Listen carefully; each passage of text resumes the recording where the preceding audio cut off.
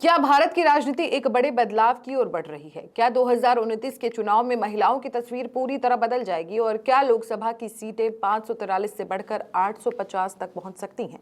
आज संसद में शुरू हो रहे विशेष सत्र ने देश की सियासत में हलचल मचा दी है। नमस्कार, मित न्यूज देख रहे हैं आप और आपके साथ मैं हूं कृतिका सूर्यवंशी। आज से संसद का विशेष सत्र शुरू हो चुका है, जहां मोदी सरकार 3 अहम विधेयक पेश करने जा रही है।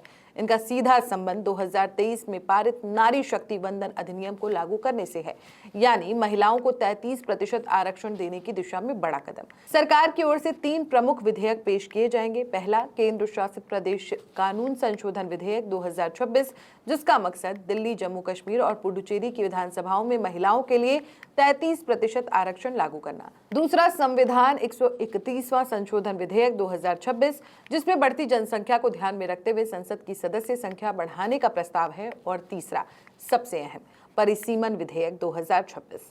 यही वो बिल है जो लोकसभा और विधानसभाओं की सीटों का नया निर्धारण करेगा और यहीं से असली राजनीतिक खेल शुरू होता है। अगर ये तीनों विधेयक पास हो जाते हैं तो 2029 के आम चुनाव से ही महिलाओं के लिए 33% आरक्षण लागू हो सकता है।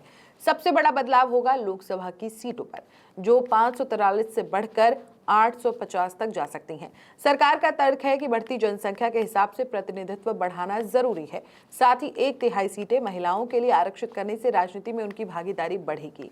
लेकिन हर बड़े फैसले के साथ विवाद भी आता है।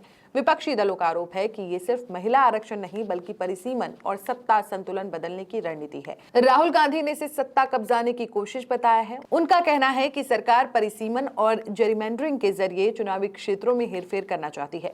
वहीं कांग्रेस अध्यक्ष मल्लिकार्जुन खड़गे ने भी कहा कि विपक्ष महिला आरक्षण के खिलाफ नहीं है, लेकिन इसके लागू करने के तरीके पर गंभीर सवाल है। सरकार इन आरोपों को खारिज कर रही है। संसदीय कार्य मंत्री किरण रिजिजू का कहना है कि महिला आरक्षण को राजनीति से नहीं जोड़ना चाहिए और सभी दलों को इसका समर्थन करना चाहिए। वहीं मायावती ने भी इस कदम का समर्थन किया है। हालांकि उन्होंने महिलाओं के लिए 50% आरक्षण और अलग कोटा की मांग की है। दक्षिण भारत के कई राज्यों को डर है कि जनसंख्या के आधार पर सीटों के बंटवारे से उनकी राजनीतिक ताकत कम हो सकती है। हालांकि सरकार का दावा है कि सीटें घटेंगी नहीं बल्कि सभी राज्यों में बढ़ेंगी। तो अब सबसे बड़ा सवाल, क्या ये बिल महिलाओं के सशक्तिकरण का ऐतिहासिक कदम बनेगा या फिर भारत की राजनीति का नया विवाद? फैसला आप संसद में होगा और नजरें पूरे देश के इसी सत्र पर टिकी हैं। आप जुड़े रहिए हमारे साथ, हम आप तक बाकी अपडेट्स भी पहुंचाते रहेंगे। देखते रहें मित न्यूज।